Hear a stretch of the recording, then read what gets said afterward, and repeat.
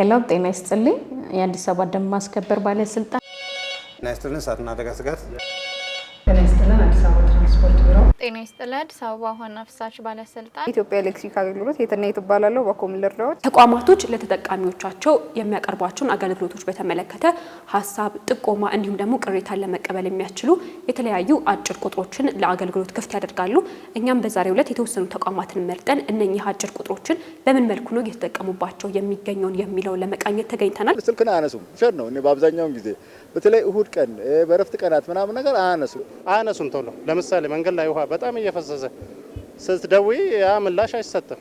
ይሄ ደግሞ ጉዳት ነው እንደ ሀገርም ከሆነ ስልካቸውንም እንደማያነሱ እና ትክክለኛ ጥቆማዎችን እንደማይቀበሉ ነው የተረዳሁት። እዚህ ጋር የተወሰኑትን ቁጥሮችን ይዘናል። የመጀመሪያ መዳረሻችን የሚሆነው የአዲስ አበባ ትራንስፖርት ቢሮ ነው። 9417 ደግሞ ከተጠቃሚዎቹ ያለውን ሐሳብና ጥቆማ ለመቀበል የሚገለገልበት ቁጥር ነው። ወደዚህ ቁጥር ደውለን አገልግሎቱ ምን ይመስላል የሚለውን እንቃኛለን።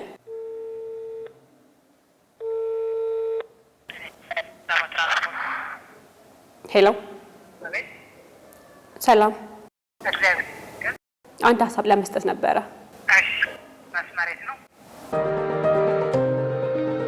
በርካታ የህዝብ ጥሪ ከሚደርሳቸው ተቋማቶች መካከል የእሳትና ድንገተኛ አደጋ ተቋም አንዱ እንደሆነ ይታወቃል። ሰላም እንዴት ነህ? ሄሎ ሰላም። አንድ ሐሳብ ለመስጠት ነበረ። እሺ ምን ነበር? እናመሰግናለን። እሺ እናመሰግናለን።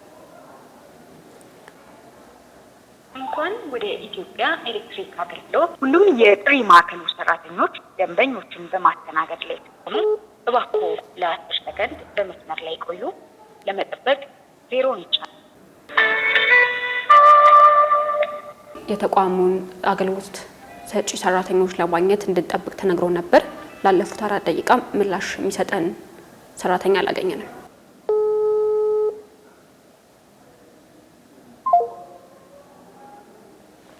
በተደጋጋሚ ደውለን ምላሽ ያላገኘንበት ተቋም ደግሞ የአዲስ አበባ ደንብ ማስከበር ባለስልጣን አጭር የጽሁፍ ቁጥር የሆነው 9995 ነው። አሁን ደግሞ እነኚህ ተቋማት ጋር በአካል ሄደን ይህ አገልግሎት አሰጣጣቸው ምን ይመስላል የሚለውን በአካል ቦታው ድረስ ተገኝተን የምንመለከት ይሆናል። በነፃ የስልክ ጥሪ አገልግሎት ተቋማችሁ ምላሽ አይሰጥም። ለዚህ ማብራሪያችሁ ምንድነው? ቴክኒካሊ ከቴሌ ጋር በተያያዘ የተወሰኑ ችግሮች ነበሩ። ድምጽ ያሰማል፣ ስናነሳው አገናኘንም። ከዛ ባለፈ ግን እዚህ ያስቀመጥናቸው ፓራሚሊተሪ ኦፊሰሮች የሰለጠኑ ናቸው።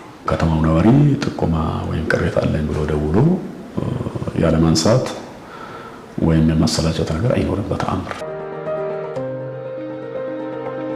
ሳምንቱን ሙሉ አገልግሎት ይሰጣል።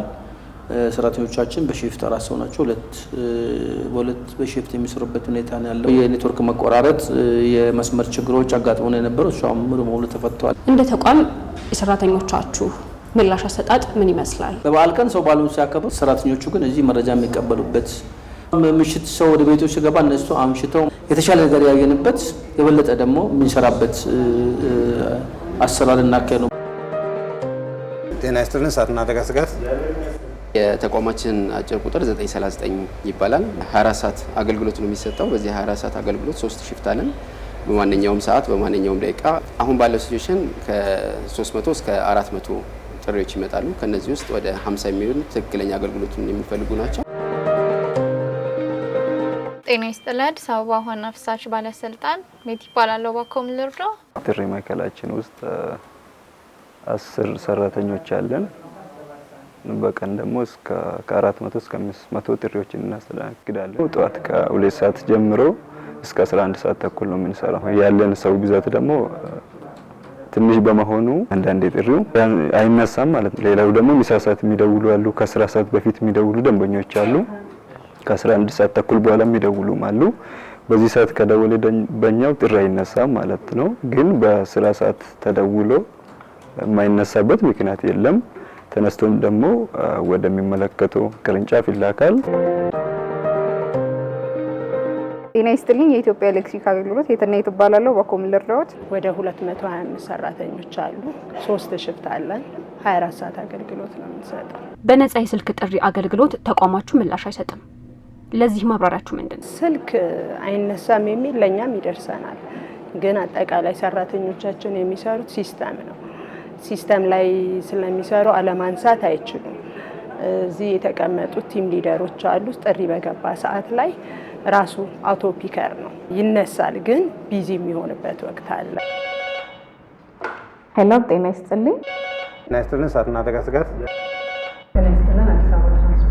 ጤና ይስጥልን። አዲስ አበባ ዋና ፍሳሽ ባለስልጣን ኢትዮጵያ ኤሌክትሪክ አገልግሎት የትናየት እባላለሁ። በኮምን ልርዳው። ህብረተሰቡ እነዚህን ቁጥሮች በአግባቡ እንዲጠቀሙባቸው የቢሮ መልእክት ምንድን ነው? እዚህ ላይ የህዝቡ ተሳትፎ በጣም እየጨመረ እንዲሄድ ጥቆማ መስጠቱም እያደገ እንዲሄድ በዚህ አጋጣሚ አድራ ማለት እፈልጋለሁ። መልእክታችሁን፣ ጥቆማችሁን፣ ቅሬታችሁን በትክክል ብታስተላለፉና አላስፈላጊ ከሆነ ነገር ብትቆጠቡ። ወላድ እናቶች የሚደውሉበት፣ እሳት የተነሳበት ቦታ የሚደውሉበት፣ በተመሳሳይ ሁኔታ ይሄ ጎርፍ ላይ የተጠቁ አካላቶች የሚደውሉበት ስለሆነ 939ን ከዚህ አልባሌ ባልሆኑ ጥሪዎች ቢዚ ባያደርጉብን። ጤና ይስጥልን። እሳትና አደጋ ስጋት ሄሎ